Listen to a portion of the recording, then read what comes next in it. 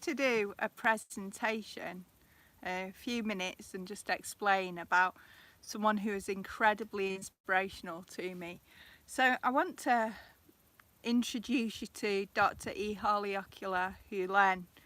He was the father, I suppose, of Sith Ho'oponopono. He's a gentleman, a guy like me and you, and he wanted to heal. He wanted to help people heal.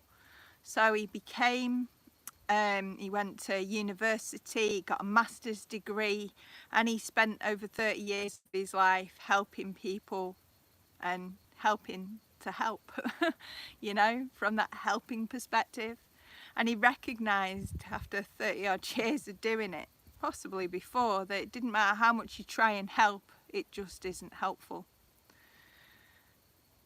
And it led him, this contemplation, this desire to help, led him to come across an amazing lady known as the Treasure of Hawaii. Her name was Mauna Simeona. She was one of the last, she was the last kahuna. She was in a long lineage of kahunas. Her mother, she was raised that way. She was raised to feel, to learn, to touch, to experience life firsthand, to speak and recognise that everything is alive. She learnt about inspired guidance.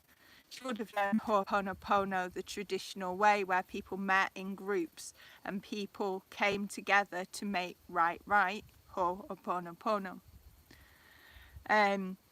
Now, Mauna created Sith Ho'oponopono, which is self-identity through Ho'oponopono. Self-identity, so recognising the who I am. So who am I? Mauna recognised that the I is the space between all that is.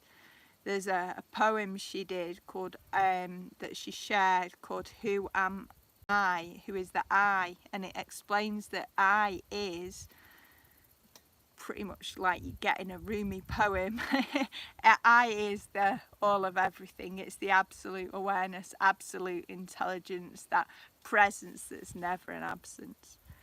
So Mauna recognised that by coming back to ourselves and being aware of what genuinely is, we're able to take 100% responsibility for ourselves, and we're able to clean, erase the errors, the mistakes, the misperceptions of what we see in the world, and come back to the truth of who we are, this absolute presence and awareness, the divine within ourselves.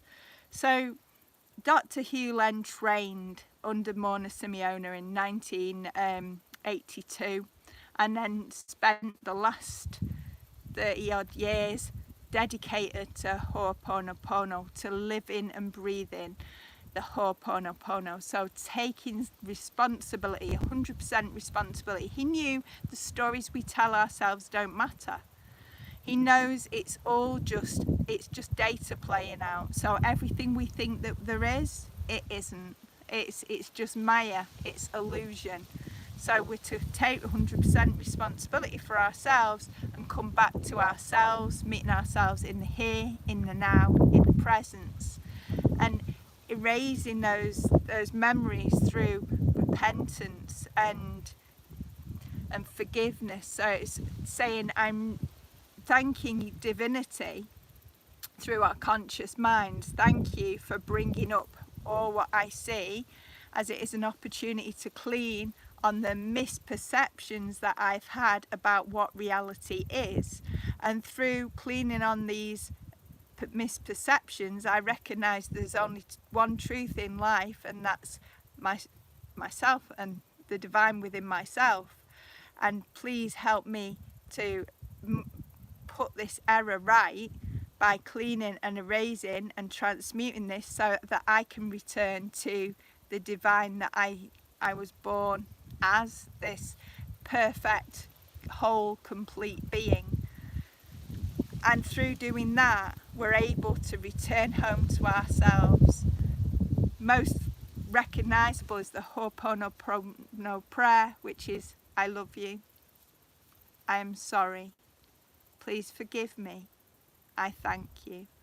And many people now recognise through repeating this, whilst taking responsibility for us, without having to know the story, we can overcome our traumas and overcome even things we don't know about and return back to that zero state.